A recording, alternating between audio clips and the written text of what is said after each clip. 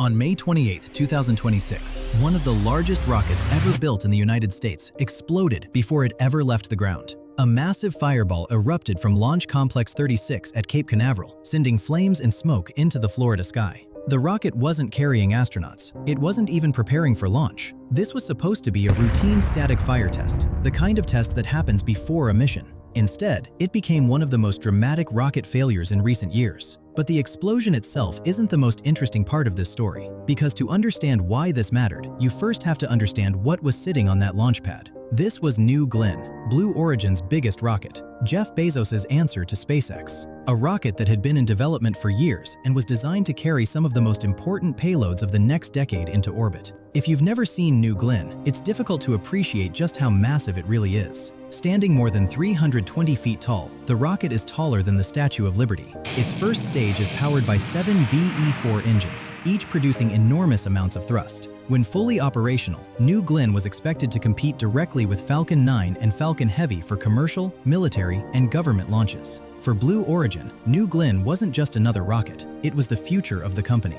For years, Blue Origin had become known primarily for New Shepard, a smaller vehicle capable of carrying tourists and celebrities to the edge of space. Those flights generated headlines, but they weren't the company's ultimate goal. The real ambition was always orbital spaceflight. That's where New Glenn came in. This was the rocket that would launch national security payloads, the rocket that would carry scientific missions, the rocket that would help deploy Amazon's Project Kuiper satellite constellation, designed to compete directly with SpaceX's Starlink network. Billions of dollars were riding on its success, and by 2026, the pressure surrounding New Glenn had been building for years. Development delays pushed launch schedules further and further into the future. Announced timelines came and went. Meanwhile, SpaceX continued setting launch records at a pace the industry had never seen before. With every delay, expectations grew.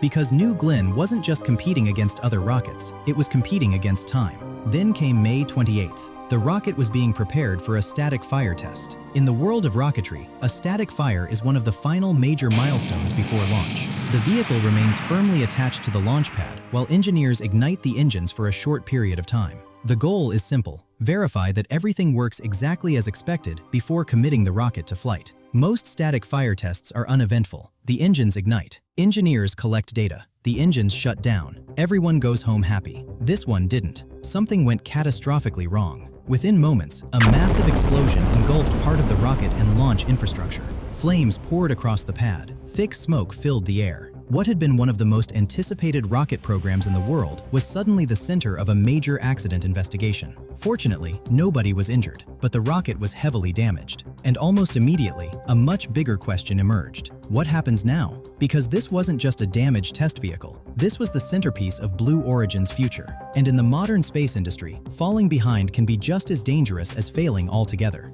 The challenge with rockets is that they operate right on the edge of what's physically possible. Every launch vehicle is essentially a controlled explosion. Engineers take hundreds of tons of fuel, ignite it in a very specific way, and somehow manage to turn that energy into precision. Most of the time, it works. Sometimes it doesn't. That's why testing exists in the first place. Every valve, every pipe, every sensor, every engine has to perform exactly as expected. A small problem that might be insignificant in another industry can become catastrophic when dealing with rocket engines producing millions of pounds of thrust. And New Glenn wasn't using just one engine. It was using 7. Each BE-4 engine represents years of development. These engines burn liquefied natural gas and liquid oxygen, a combination chosen for efficiency and reusability. They're also the same engines used on United Launch Alliance's Vulcan rocket. In other words, these engines weren't experimental, they were proven hardware, which only made the explosion more surprising. Almost immediately after the incident, speculation began spreading across the internet. Some people blamed the engines, others blamed fueling systems. Some suggested issues with ground support equipment. But the truth was that nobody outside the investigation team actually knew what had happened. And that's one of the most important things to understand about rocket failures. The first explanation is usually wrong. When a rocket explodes, what you're seeing is the final result of a chain of events. The challenge is figuring out where that chain started. Was it a sensor, a valve, a software issue, a pressure anomaly, a fuel leak? The explosion itself doesn't tell you the answer. That's why accident investigations can take weeks or even months. Engineers review telemetry.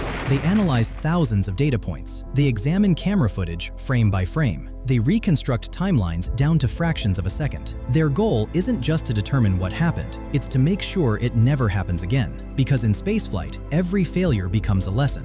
NASA learned that lesson. SpaceX learned that lesson. And now, Blue Origin would have to learn it too. The problem is that lessons take time, and time is exactly what Blue Origin doesn't have much of. While investigators were beginning their work, the rest of the industry wasn't standing still. SpaceX continued launching satellites. NASA continued planning future missions. Competitors continued signing contracts. The modern space race doesn't pause because one company has a setback. It keeps moving. And that's what makes New Glenn so important. This rocket wasn't designed for a handful of launches each year. It was intended to become a workhorse, a vehicle capable of carrying large payloads to orbit on a regular basis. Some of those payloads were expected to come from Amazon's Project Kuiper program. If you've never heard of Project Kuiper, think of it as Amazon's version of Starlink. The goal is to place thousands of internet satellites into orbit and provide broadband coverage around the world. It's an incredibly ambitious project, and like Starlink, it depends on one thing above all else: launches. Lots of launches. Without rockets, satellites stay on Earth. Without satellites, the network doesn't exist. And without a network, the business plan falls apart. That's one reason the success of New Glenn matters far beyond Blue Origin itself.